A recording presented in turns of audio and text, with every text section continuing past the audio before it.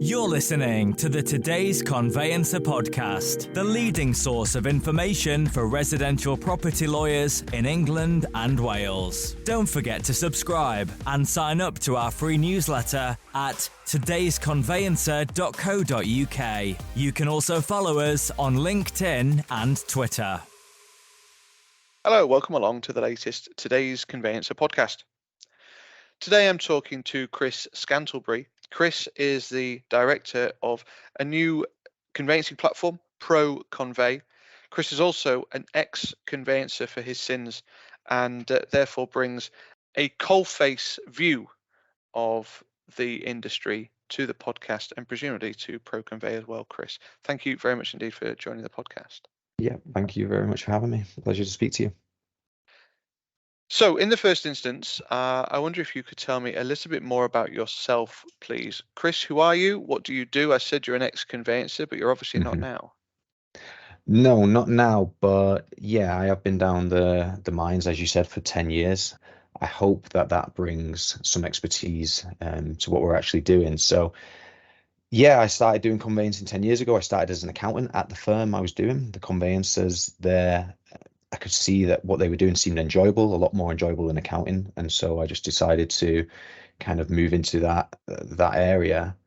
And then it was kind of like the carrot was in front of me to become a conveyancer. And I was slowly just working through it. And then after 10 years, when I finally got my own caseload and the team in front of me, I was a bit like, don't know if I want to do this actually. And that was during COVID and during the extended stamp duty holidays. And I think, a lot of people at the same time were thinking, those thoughts. And so that's kind of where the idea of ProConvey was born, really. I went for a coffee with a friend.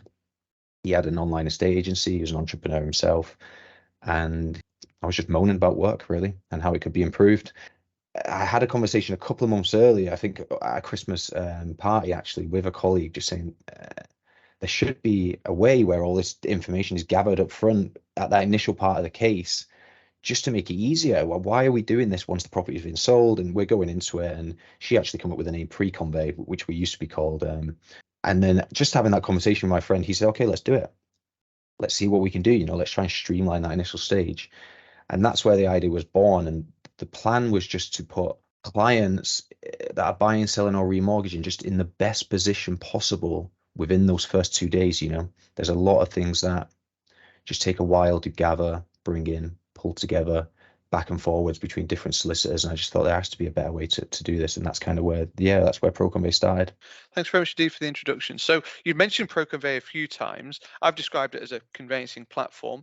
Can you tell us a bit about it, what it does, how it works? Yeah, so it is a platform, but it's not a CRM. I think that's very important to know. I know there's been in the industry recently, there's been over the last 10 years, different CRMs built for conveyancing. And it's all well and good if you've got a CRM that works for your firm, but trying to get people to switch CRMs is very, very difficult. People are working in a way. So what we've tried to build is just a solution for that, purely for that onboarding process. What the system does in reality is onboards your client to your firm, gathers as much data about the property from the client as well as public data, and gives them an easy way to complete the TA forms, or if they're a buyer, give you information about gifter onboarding, source of funds. We're just trying to create a solution which combines all of those onboarding tasks into one flow. And yeah, that's what it does. So that includes things like your ID verification, your protocol forms, for example?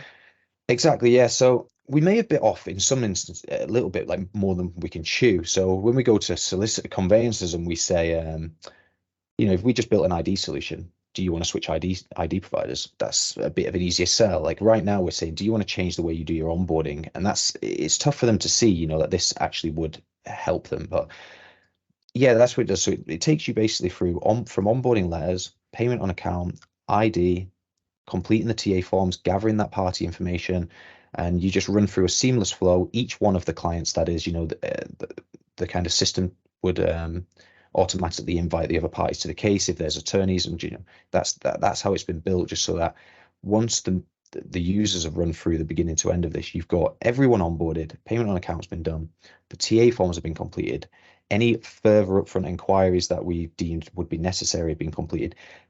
Various public information points are brought into the system, and you just download that pack. You get all that information straight away just to upload to your case management system. And we're talking, and it's not that long since the material information changes have been published. So parts B and C are now out. And there is going to be more of an onus on the vendor to provide this information up front. And the regulations actually say that your conveyancer should be instructed at an earlier point in order for that analysis to be done at an earlier point. Again, is that something that ProConvey will be able to enable? Absolutely, yeah. The way we built it is that each task can be just pulled in and out.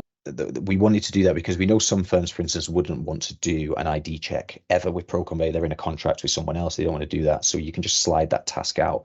So including these other forms, which are coming out at the moment, being Part B and C, even the BASB, like there is a way that we can include these tasks in the flow so that they can be completed on the system.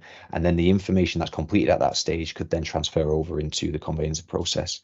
Tell me about the journey that you've been on, because there are a number of these onboarding or platforms around, as you've already alluded to. Prop tech, as the catch-all phrase is. Before we started to record, you suggested that you'd had some funding and you've been through an incubator. What's that experience been like? Really interesting. So as I said, like my friend was the entrepreneur. He really was the one who got this going, and it was about 2.5 years of theorizing this before we actually got anywhere. So it was, it started on just A3 piece of paper. He'd come around, we'd just work out how it could work.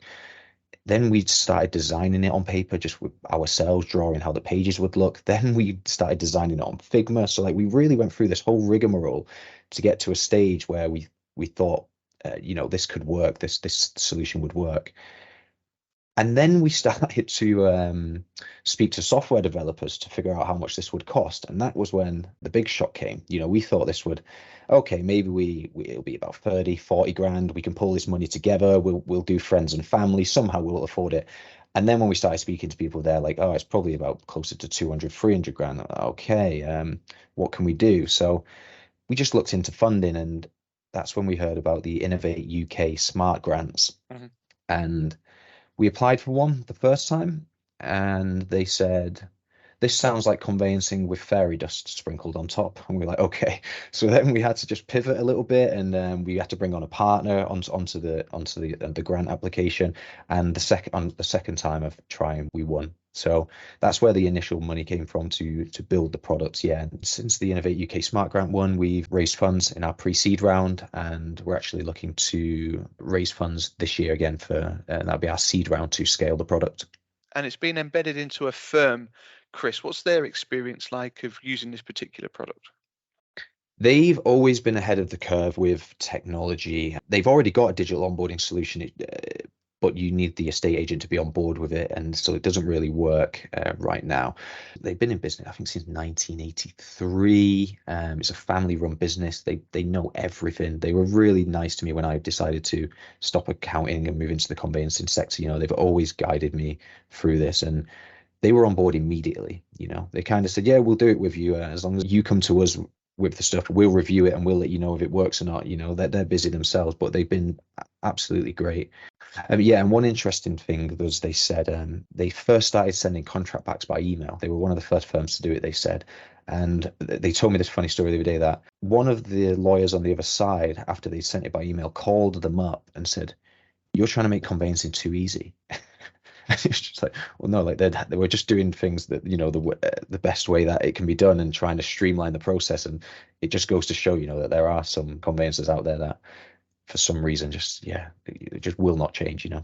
I guess the challenge here, Chris, particularly around what you're trying to do, is that there are a number of other providers out there that are all doing the same thing or similar things. What's your view on that? You obviously see that there's a space for ProConvey in that space, and more importantly, how do you envisage that you're going to work with those other providers? Because I personally just can't see that we're never going to get to a point where there's one provider. We don't want to get to a point where there's one provider, but it's so important that everybody works together. There's this collaboration piece across these tech providers. Hmm. I think there's enough firms in the UK that there's different providers and people do different, have different solutions for the same task. It's the way it works right now. Even without the providers, everyone works in a different way. So there's definitely enough of a market share for us all to really enhance the conveyancing process for different firms working in different ways. I think the issue is, and we spoke about this briefly before recording, is that there's nowhere for that single source of truth once this data is all gathered to be placed, so that then in the future the data can be analyzed to speed up the kind of transaction even further.